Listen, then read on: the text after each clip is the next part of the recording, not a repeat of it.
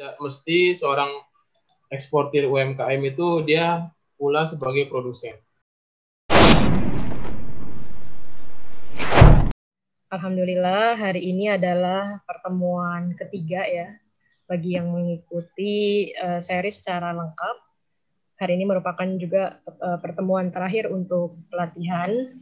Hari ini insya Allah kita akan belajar bersama dua fasilitator kita. Yang pertama kita akan belajar mengenai pembayaran dalam bisnis ekspor. Di sini sudah hadir fasilitator kita Pak Sumhaji. Kemudian nanti di sesi kedua kita akan belajar bagaimana menghitung dan menetapkan harga ekspor yang akan disampaikan oleh Pak Farid Fahmi. Kami diberi kesempatan untuk sharing berkaitan dengan pembayaran ekspor. Itu ada 3 poin yang harus kita sharingkan. Yang pertama yaitu mengidentifikasi pesanan pembelian barang ekspor berdasarkan LC atau Letter of Credit. Kemudian mengidentifikasi jenis pembayaran ekspor. Yang ketiga yaitu sistem pembayaran ekspor. Ini adalah salah satu contoh purchase contract. Kemudian term of condition-nya bagaimana? Nah, ini juga salah satu format yang kami gunakan berdasarkan negosiasi sebelumnya di dalam korespondensi. Kalau mereka atau kita tidak ngirim sales kontrak, mereka bisa ngirim namanya purchase order. Jadi ambil salah satu aja.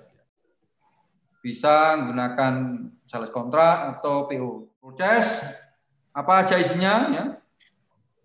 Nah, ini bisa kita pelajari mana yang lebih detail antara purchase kontrak atau purchase order.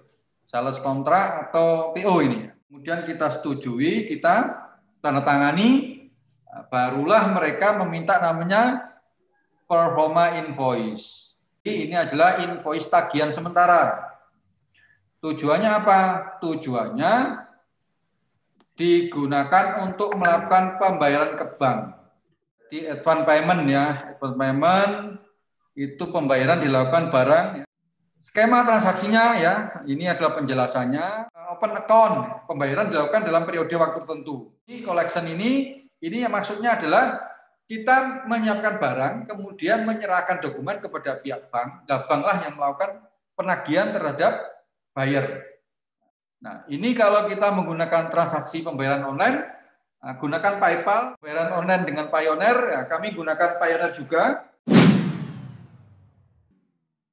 Nama saya Farid Fahmi, tinggal saya di Depok, Jawa Barat. Materi hari ini adalah menghitung harga ekspor. Komponen biaya ekspor ya. Yang pertama yaitu biaya pengadaan atau procurement cost, yang kedua biaya pengelolaan, yang ketiga biaya pungutan negara dan bank, yang keempat biaya jasa pihak ketiga. Tidak mesti seorang eksportir UMKM itu dia pula sebagai produsen. Saya semenjak ekspor dari tahun 2016 sampai sekarang saya sifatnya eksportir trader, artinya saya membeli dari supplier.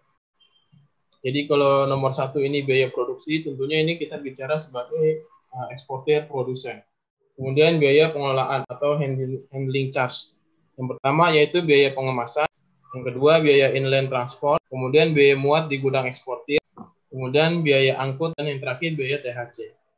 Jadi tugas kita hanya fokus mencari pembeli dan menyiapkan produk. Adapun biaya-biaya ini nanti itu dari pihak ketiga, kita masuk komponen lain, biaya pungutan negara dan jasa ya.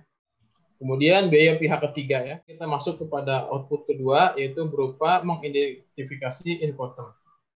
Nah, kita masuk kepada menghitung biaya ekspor.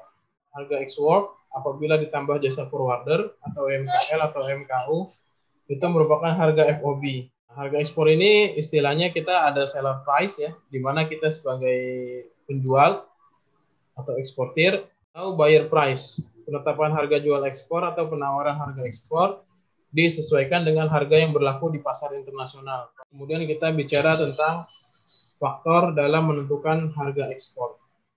Menentukan harga ekspor berdasarkan misalkan sebagai agregator atau dan dropship ekspor. Bagaimana cara memeriksa keabsahan LC yang diterbitkan oleh bank buyer, Pak? Sebelum kita menerima LC, kita nerima draft dulu. Kita tentu negosiasi. Bagaimana cara tahu biaya bank untuk TT ataupun LC, Pak? Apakah kita tanya ke bank? Apakah sudah ada harga tetap berapa gitu, Pak? Untuk LC kita bisa tanya ke bank ya. Adapun TT ya potongan TT itu tentatif ya.